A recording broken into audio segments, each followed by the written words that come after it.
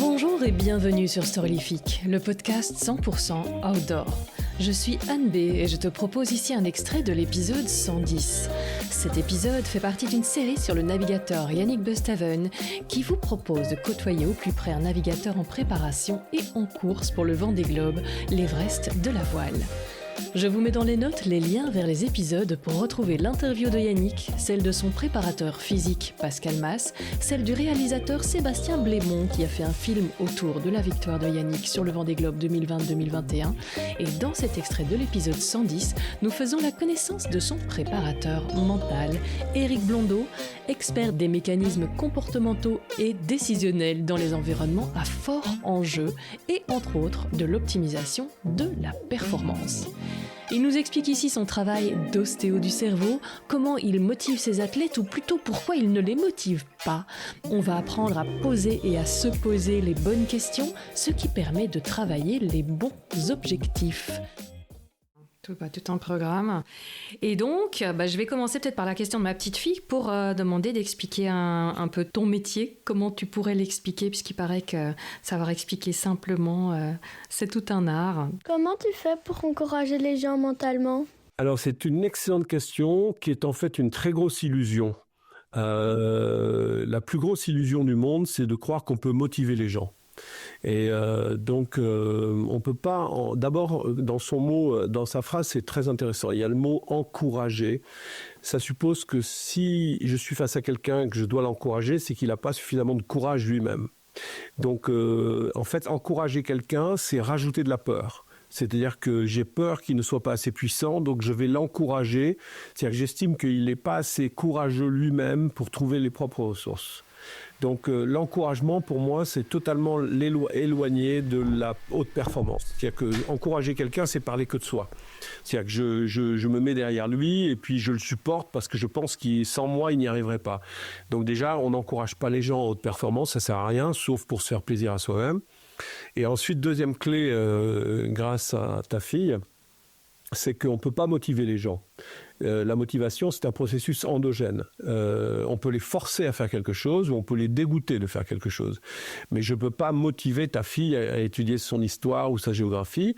Elle va le faire pour me faire plaisir, mais c'est bien sa décision à elle, dans son monde à elle, où elle va trouver un bénéfice futur à te faire plaisir et elle va bosser l'histoire parce que ça lui fait plaisir de te faire plaisir.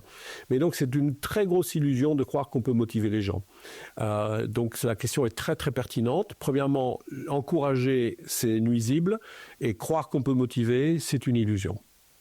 Et que fais-tu alors avec les personnes que tu coaches ? Donc ça, c'est intéressant. Donc l'idée, c'est comprendre comment l'individu va trouver en lui des ressources pour que ça fasse sens pour lui et qu'il trouve un bénéfice futur, un intérêt à se sublimer. Tu vois, par exemple, si on va parler de Yannick, on est encore dans ce Vendée Globe, et même s'il n'est plus en course, l'idée, c'est que, on va parler du premier Vendée Globe, c'est qu'il n'a pas fait ce Vendée Globe pour faire plaisir à quelqu'un. Mais si tu commences à vouloir faire un Vendée Globe pour faire plaisir à ta famille, faire plaisir à tes sponsors, en fait, tu mènes deux projets en même temps. Donc, il faut bien ramener chacune des enjeux dans la tête de l'individu avec lequel je travaille. C'est-à-dire que ce qui m'intéresse, c'est de trouver pourquoi, et pas pourquoi en un mot, mais pourquoi en deux mots, pourquoi tu ferais ce Vendée Globe. Et on va travailler sur les leviers qui le poussent. Ça tient compte de son âge, ça tient compte de son projet, ça tient compte de son équipe, ça tient compte de son budget, ça tient compte de ses enjeux, ça tient compte du projet qu'il y a après, ça tient compte... des concurrents aussi, bien évidemment. Et en fait, parmi tous ces éléments-là, je vais trouver le moyen, par l'art du questionnement, de lui faire visualiser un enjeu, ce que j'appelle moi un bénéfice futur qui fait maintenant je sais pourquoi j'y vais. Et ça fait sens pour moi, je suis aligné avec mes émotions, je suis aligné avec mes valeurs, je suis aligné avec mes besoins. Et tout mon travail, c'est de faire de l'ostéo du cerveau, c'est-à-dire être capable de le mettre dans la dynamique. Et en fait, la vision détermine le comportement. Donc mon métier, c'est de l'aider à clarifier sa vision. La vision, c'est pas un objectif. L'objectif, c'est une conséquence. C'est-à-dire que le résultat qu'il y aura à la fin du Vendée Globe, je ne peux jamais le mettre dans un objectif en disant tu vas finir premier. Tous les médaillés olympiques avec qui je bosse, tous les champions du monde avec qui je bosse, jamais on parle de résultats. Jamais on dit tu seras médaille d'or, médaille d'argent, ça ne sert à rien. On va travailler sur une vision, un enjeu. On va dans une direction, dans une intention. Et le reste, on se consacre sur le processus. Donc tu vois, tu ne peux pas motiver les gens, mais tu leur fais premièrement démarrer par une vision, un enjeu. Qu'est-ce que ça représente pour eux aujourd'hui et comment vont-ils pouvoir l'exploiter dans le temps, 5 ans, 10 ans, 15 ans après. Tu peux nous parler donner un exemple très concret, avec même fictif, peu importe, pour respecter les confidentialités. Si c'est un exemple, ça ne peut pas être fictif, mais non, mais je vais citer Yannick il y a 4 ans. C'est-à-dire qu'il y a 4 ans, on a travaillé sur cette approche du Vendée Globe 2020-2021.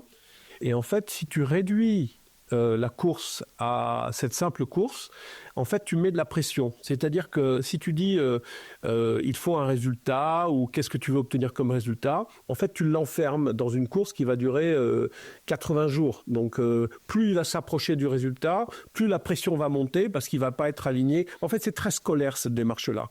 C'est très scolaire. C'est-à-dire que si jamais tu dois bosser tes maths, tu prends un bouquin de maths, si tu bosses les maths, si tu fais tous les devoirs, tu auras 20 sur 20. Parce qu'on est dans un monde connu. Or, dans la haute performance, on est dans un monde inconnu, incertain, irrationnel et complexe. Et comment justement tu as pu travailler avec Yannick, parce qu'il avait eu quand même il a fallu longtemps pour revenir sur le Vendée Globe. Il en a fait un premier, le mât a cassé assez rapidement. Après il est revenu, mais pas après 4 ans, c'est après 8 ans je crois, c'est ça, il en a sauté un, et quand on en saute un que c'est tous les 4 ans évidemment ça fait beaucoup. Et il est parti, je me souviens quand on avait parlé, il a eu très peur avec Kevin Escoffier, il l'avait dit aussi pendant l'interview, mais donc il était déjà parti avec une peur, et puis là au milieu à mon avis ça doit être pas mal, ça a dû bien réactiver pas mal de choses, le sauvetage de Kevin. Comment est-ce qu'on fait pour remettre quelqu'un en selle? Donc il a eu ces 2 remises en selle quelque part, avec reprendre le départ et puis redémarrer au milieu de la course. C'est deux moments totalement différents. Il y en a un qui est une désillusion, donc ça ne serait pas pareil, et il y en a un qui est une torpeur, c'est pas pareil. Alors, en 2008, un premier Vendée Globe a duré 2 jours. Extrait de l'épisode 65. Ça fait très mal après une prépa de 4 ans, je pense, et même dans la tête de 20 ans, tu disais. Avec Yannick Bestaven. Ouais, c'est douloureux parce que c'était la grosse aventure, la grosse échéance, et puis de s'arrêter aussitôt, d'abandonner aussitôt, c'est comme dans n'importe quel sport. En Formule 1, le premier virage, on va dans les graviers et puis tout s'arrête. Enfin, c'est dur parce que on est seul, mais il y a beaucoup de personnes qui travaillent avec nous sur ces projets-là. Et c'est une immense déception pour tous ceux qui nous ont aidés et qui nous ont permis d'être au départ. Et c'était quoi? C'était un mât qui avait cassé, je sais plus. C'était un mât qui est tombé, ouais. Un mât qui est tombé dans le golfe de Gascogne. Et sur cette édition de 2008, on est 6 ou 7 bateaux à démater à peu près dans les mêmes conditions. Donc c'était un pas de bol, mais aussi, enfin voilà, c'était le destin. Oui, il y avait beaucoup de casses. Ouais, il y avait beaucoup de casses. Il y avait une grosse mer formée. Et du coup, ça a été, voilà, c'est pas passé pour moi. Tu vois, il n'a pas eu de désillusion avec Kevin. Il ne s'attendait pas à ce qu'aucun marin ne tombe à l'eau. C'est pas dans son programme. Par contre, la désillusion, c'est que son mât ne tombe pas.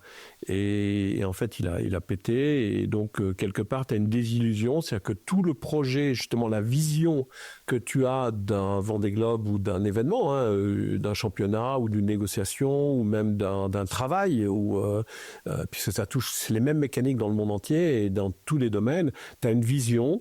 Cette vision, elle crée des attentes inconscientes. C'est-à-dire que je vois où je veux aller et donc j'attends quelque chose de ça. Si il y a un événement, si la réalité est différente, en fait, tu as une désillusion, puisque la vision, c'est une illusion par nature. Tu as une désillusion. Donc, tu as toujours un effet de deuil derrière. C'est-à-dire que l'effet de deuil, c'est absorber ce moment-là comme étant un point où tu vas te redémarrer avec une page blanche.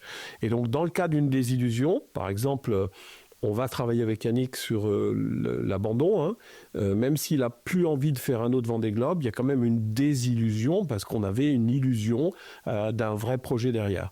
Donc, il y a une désillusion dans l'abandon ou dans la casse d'un mât.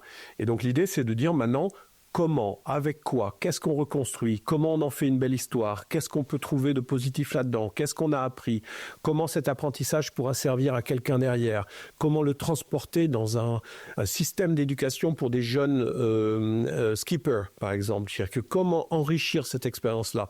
Et en fait, en travaillant en réponse au comment, mais il dit, tiens, je pourrais faire ça, je pourrais faire ça, je pourrais faire ça. On a déjà commencé à travailler depuis Ushuaïa là-dessus, puisque je l'ai au téléphone, j'ai enfin le droit de lui parler depuis qu'il a abandonné. Donc, on a commencé à réfléchir sur l'après. Et donc, il rentre avec déjà 2-3 petites idées, mais il faut le laisser en course, mais on en parlera au retour. C'est comment transformer cette expérience et comment rejoindre le premier projet qu'on avait prévu en 2020. Donc là, c'est l'effet de la désillusion. Par contre, Kevin Escoffier, c'est différent. C'est une surprise, c'est un accident. C'est un truc que tu ne... D'ailleurs, tu es dans le déni de ça. Tu veux surtout pas que ça t'arrive et tu veux pas être impliqué. Si je te parle d'une nuit en enfer, tu verras certainement celle laquelle je vais parler. Ouais, bah c'était le sauvetage de... C'est pas français, ça, ma question. Le sauvetage de Kevin Escoffier, ouais. Quand PRB a coulé, ça a été compliqué de déjà faire demi-tour parce qu'il faut rouler les voiles, remonter au vent, ça tape fort et puis derrière la recherche toute la nuit en n'ayant aucun moyen de communication avec lui, en pensant que ça ne servait à rien, avec une température ambiante de 6 degrés, une mer forte, un vent fort. Donc il a eu beaucoup de chance qu'au petit matin, Jean Lecom le récupère. Et plus les heures passent, moins on sait bien que voilà, chaque heure, c'est une chance en moins. Oui, dans ces températures-là, c'est sûr que plus les heures passaient, plus je pensais que ça allait être vraiment compliqué de sortir de cette histoire-là, quoi.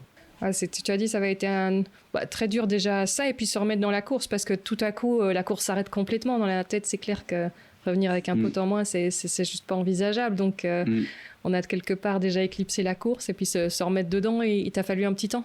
Ouais, bien sûr, parce qu'au petit matin, quand il faut repartir, réattaquer, on se pose des questions. Hein. Si le bateau du voisin a cassé, pourquoi le nôtre il tiendrait donc c'est pas évident de se remettre en mode j'oublie l'accident et je remets la poignée dans le coin.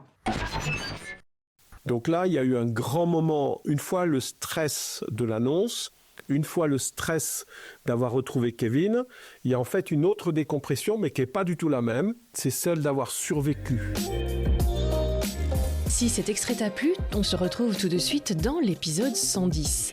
Et s'il continue à te plaire, partage-le sur tes réseaux, ce serait un super moyen de le faire découvrir à d'autres, ce qui permettra de planter encore plus d'arbres avec les oreilles, bien sûr. Tu peux aussi en parler à un ami, à 2 amis ou à un inconnu pour les plus audacieux. Ce sont vos recommandations qui aident le plus le podcast. Alors merci et à bientôt.